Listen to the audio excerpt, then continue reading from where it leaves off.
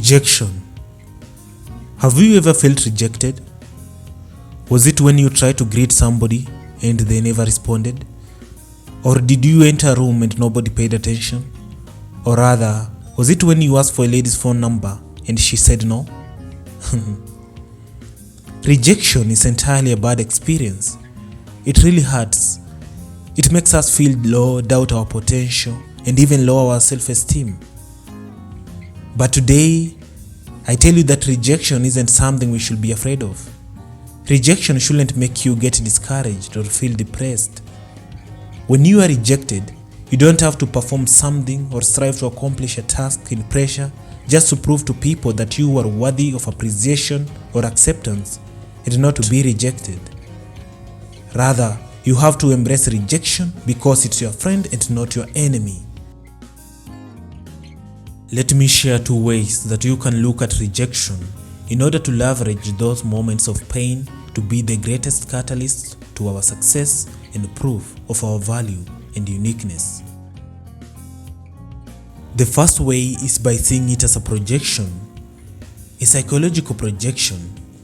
This is when someone employs undesirable feelings onto somebody else rather than admitting to or dealing with their own unwanted feelings. You see, the rejections you face may have more to do with another person's inward turmoil and not our own value. If you realize this, your life will change. Rather than to shrink back and get discouraged, we'll forward in life with confidence and high esteem. I remember sometime back in school, my friends distanced themselves from me because I never spoke or behaved like them. To start with, I spoke too much English, which they didn't like. Then, I was this cool boy who followed the school rules, obeyed instructions. I also attended church services unlike other students. Due to this, they called me names like a pretender, a coward, church mouse, and other sorts of mockery names.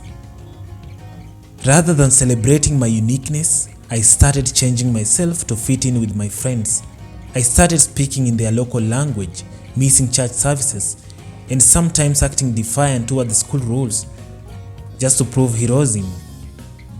This was all because I wanted to gain their approval and their acceptance. And it did really work. They accepted and embraced me. But deep down, I knew they accepted somebody else and not me.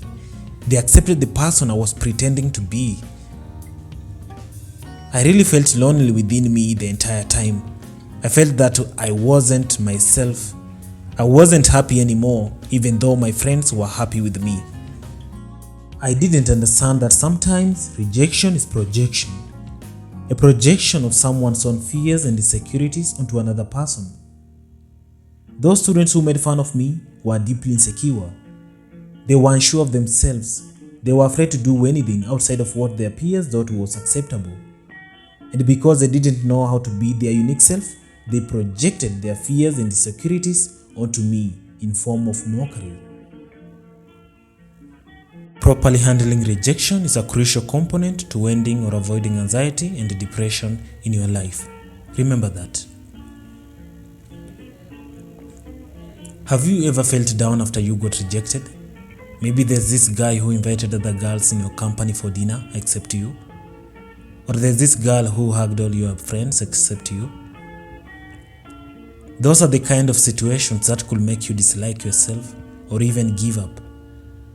But today I tell you, you don't have to let rejection put you down. You know why? I learned that people reject those who are above them and those they think are more intelligent, knowledgeable, or even attractive than them. They reject you because they wouldn't want you to outsmart them, probably in a conversation. They distance themselves from you because they feel like you are a threat to their achievements in workplaces, etc. And most importantly, they would like you to feel like whatever you got is not important. Anyway, it's a choice to make.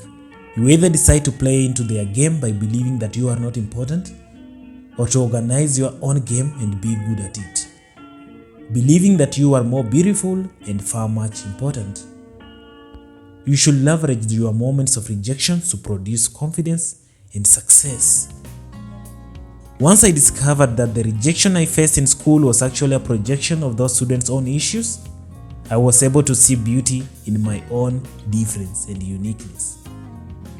To be honest, they had something right about me.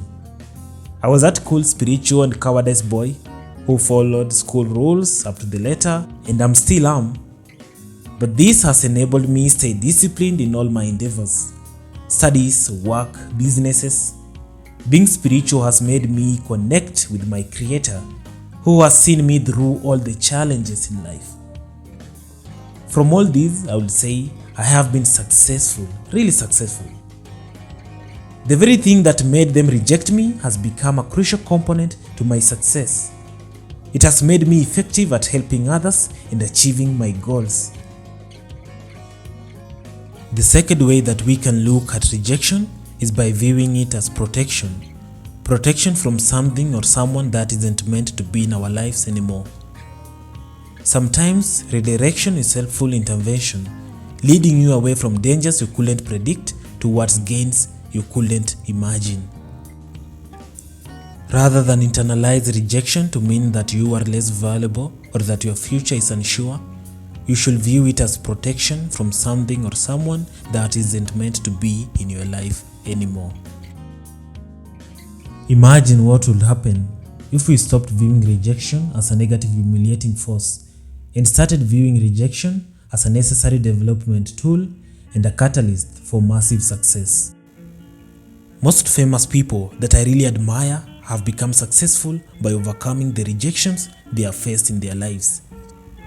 Barack Obama, being termed an American citizen, goes on to be the United States President. Sylvester Stallone, facing major rejections in his filmmaking journey, becomes one of the greatest filmmakers and a star.